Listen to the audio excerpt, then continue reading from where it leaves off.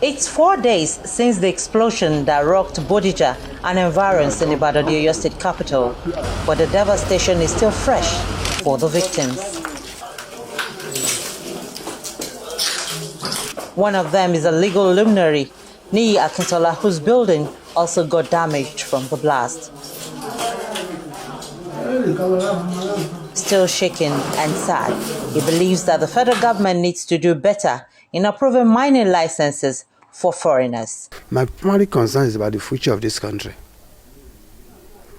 because I don't see any wisdom in somebody sitting in Abuja to issue visa to foreigners to enter into this country, to such foreigners, give them license, give them expatriate quotas to come around and exploit our mineral resources without the knowledge of the governor of the state, without the knowledge of the local government, without the knowledge of the world chairman.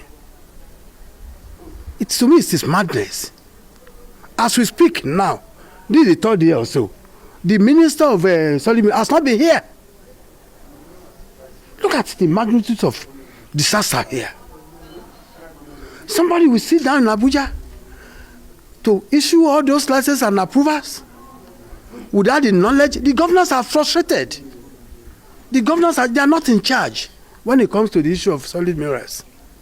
Of course, it is under the exclusive list. And that's why our National Assembly must put on their thinking cap and do something about that. Why should give license to foreigners? Look at their house. Look at where this happened. Just 3 buildings away here. Who are the occupants? The Malians, the Chinese. It's disheartening. I pity our governors. Look at the magnitude of disaster here. The state governor is the one carrying the can here. Why the minister of is sitting there, causing the air conditioning room? And it is the future of the country that I don't want to name names. I know the number of governors that have called me and expressed their frustration and their disenchantment over the issue. We must do something about that. Yes, if Solomon will remain under the exclusive list, the state governor and the local government chairman, where those minerals are located, must have something to. They must know the number of explosives you are bringing into the country or their state. They must know where you are keeping them. Yeah? According to one of the governors, said they've added insult to their injuries.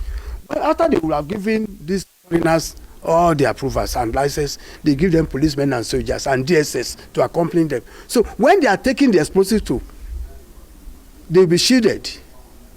Not even the neighbors will know what is happening. The chairman of the Landlords Association of the area and former deputy governor of Oyo State speaks on the possible identity of some of the occupants of the house where the explosives were stored. The one we know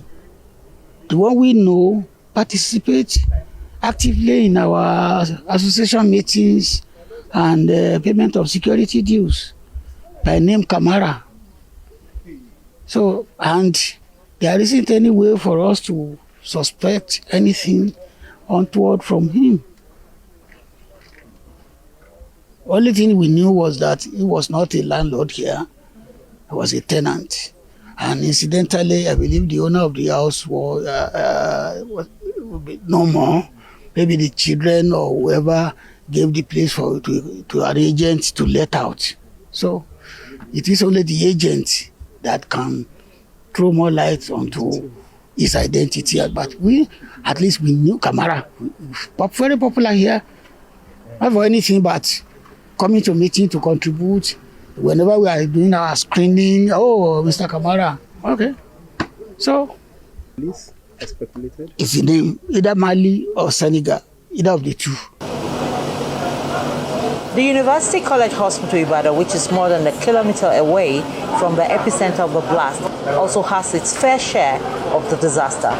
Just as the chief medical director of the hospital gives an update on those receiving treatment as a result of the blast. As at this afternoon, we have a total of 17 victims brought to us. 3 of them came in dead, that is, as corpses, And as I speak, we have 3 corpses in our morgue. The remaining 14, we have discharged 9 of them. So now we have 6 patients on admission. 1 is currently in the theater receiving treatment because of fractured bones of the lower legs. There are others who are in the private suites in our one of our wards. They are also receiving treatment and they are very stable. The others are in the accident and emergency.